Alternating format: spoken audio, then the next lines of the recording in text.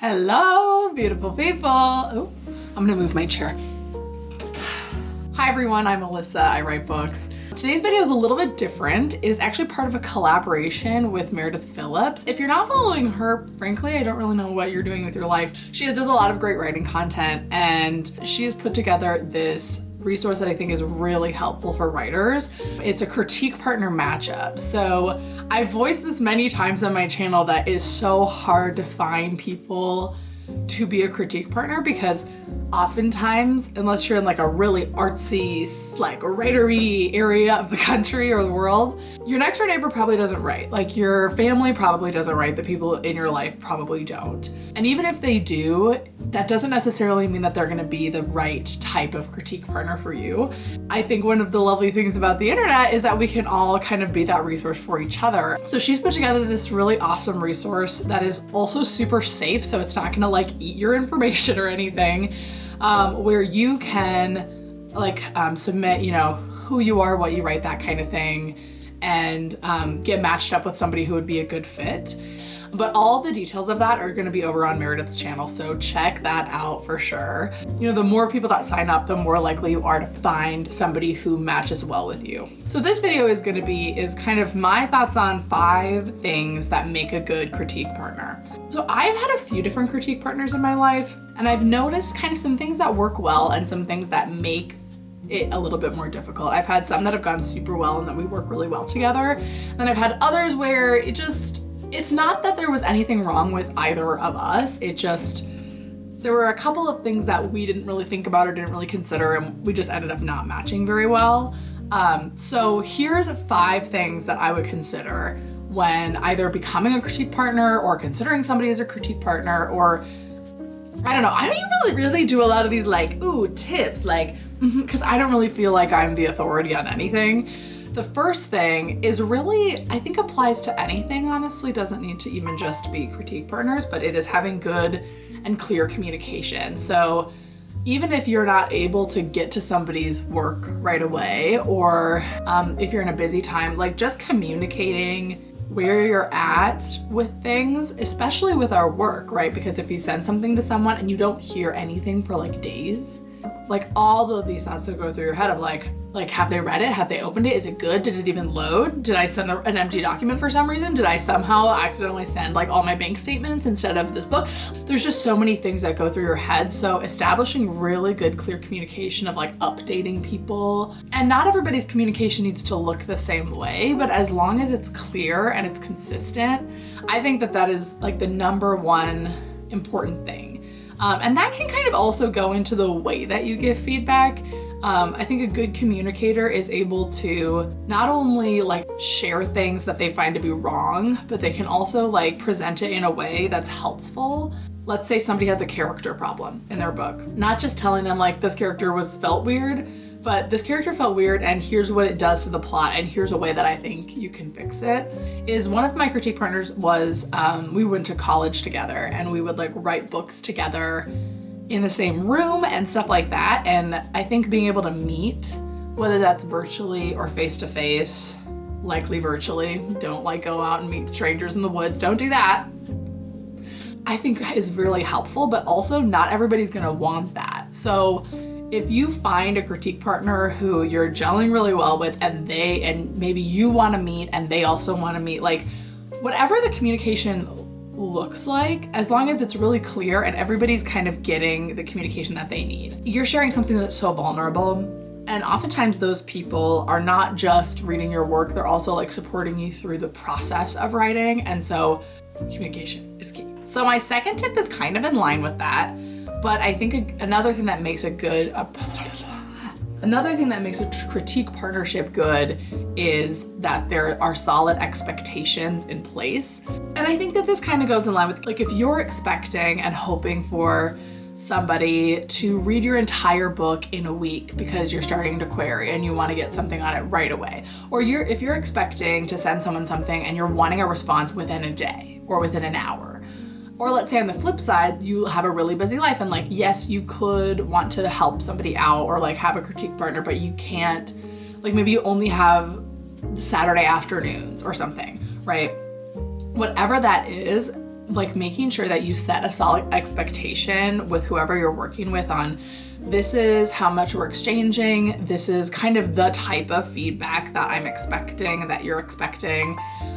Those kind of conversations are really tricky at the beginning because, I don't know, I think sometimes people hesitate to set expectations because they don't want to like hurt the other person's feeling or make them think that you didn't trust them or stuff like that. But I think the best way to know what to expect and to like have a good partnership and establish that early on is just that solid expectation. So like having that be the first thing that you do. Maybe if you don't have a good starting point, saying like, hey, let's exchange first chapters and get each other feedback by the end of the next week. It's not that you need somebody to be perfect and, you know, have all of this good feedback for you, but it should feel like there's respect on both sides. And I think communication and setting expectations is the best way to do that, frankly. Let's go to number 3. Here's my thoughts.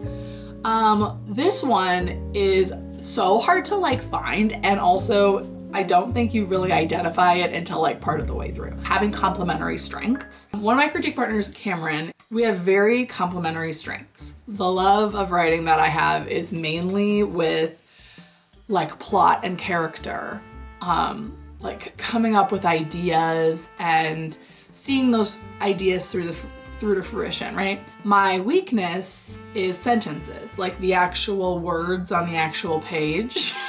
Grammar, dialogue is really tricky for me sometimes. All of these things I'm capable of doing, but it's harder for me to do the actual words on the actual page. And my critique partner, Cameron, while she had great ideas, she does have great ideas and great characters, is very good. Like she was an English major, so she was really good at grammar and sentence level stuff. And so we just worked really well together because of those complementary strengths. And also, I just remember we wrote this script together where I literally, how we wrote this, we were in like a classroom and I was pacing the room talking out the script, like as the people, and then she was actually writing it from what I was saying. And so she was kind of like, I mean, dictating. If you followed my channel at all, I love to dictate, like speak voice to text. And she would essentially be like the computer, but she would make all of my sentences like good as she would write them. So I didn't have to go back and edit like I'll have to now, which is fine. So I think that this also kind of plays into genre. So if you have complementary genres, I think it's really ideal if you can find somebody writing in the same genre as you, but if not, maybe a complementary genre. So I write thrillers, but they have a lot of romance in them also.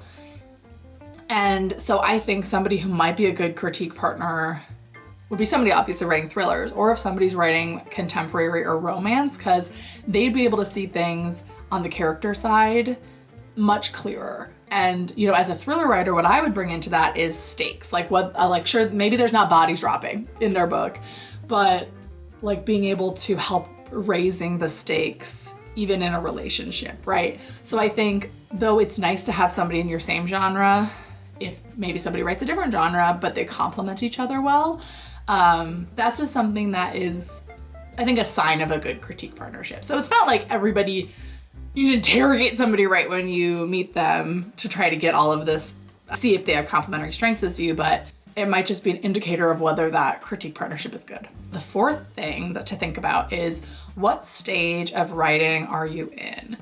Are you writing your first book? Never having written anything before? Are you querying your 5th book? Do you have a literary agent and 3 books published and you're writing a new series? Like there's so much variety and every writer needs a good critique partner. So I don't necessarily subscribe to the idea that you have to be like literally at the same exact literal level as somebody else. But I think having the same type of focus but for critique partners especially, I think it's important to be around the similar level of intensity. Going back to my critique partner, Cameron, we worked really well together because we had very similar goals. We had written stuff in the past and we wanted to query, but we hadn't queried anything yet, but we were very serious about it. Mindset of we're both getting our books ready to query, and so we're both kind of thinking about that sort of thing. Again, always goes back to communication, but I think it's important to think about the stage of writing that you're in and that they're in, and just consider that and keep that in mind, not necessarily make any decisions based off of that. So my last tip is one of these tips that's like, okay, sure, whatever, like that you can't really make decisions about. It's that you vibe with the person. Like if your communication is really, it's easy to talk to them, or the feedback that you're getting from them is like really insightful and really helpful, and they maybe think in a different way than you, but you communicate really well, and maybe they have your sense of humor, maybe you laugh together. But I think having that vibe check is always a good thing. I don't know, because I think it's important to vibe with the person, because if, let's say, for me specifically, I'm querying. I've talked about this like 100 times now, but so I would lean on a critique partner not only for writing advice and help, but also like advice on querying, or maybe I'm feeling down in the dumps about querying and I need somebody to talk to about it, or maybe I get a meeting with an agent and I like need to talk through it with someone. I think that person, depending on where you go, can be someone that you bring with you and you kind of rely on for emotional support, especially if you don't have a lot of people in your life who are super supportive of your writing. Like when I got my full request last summer, I was eventually rejected, but the first person I called was my critique partner, because she knew the book. She knew the process, like she also understood like how hard querying is and how rare that is. Because it's like if I told someone random like, oh, I got a full request, people would be like, okay, like they just don't know right? So having somebody who understands and who can vibe with you, I think is also super important, because you also want writing to be fun and talking about your writing to be fun. So again, not that you would need to like have a personality test for the person before you decide to work with them, but if you're considering whether your critique partnership is working or successful, that's something to think about. So that's all I have in terms of tips and advice, but I would really encourage you to check out Meredith's channel and sign up for that critique partner mashup. We're just trying to get as many people as possible so that everybody can find the right fit, right? Fill out that form, find yourself a critique partner. I'm just so excited. So thanks again to Meredith for including me in this collaboration and putting this all together. It's a lot of work to organize something like this, so you're the best. If you have any tips about things that maybe horror stories of critique partners or things that you found to work well or not work well, drop them in the comments, share the love, share the wisdom. But I'll see you in the next one.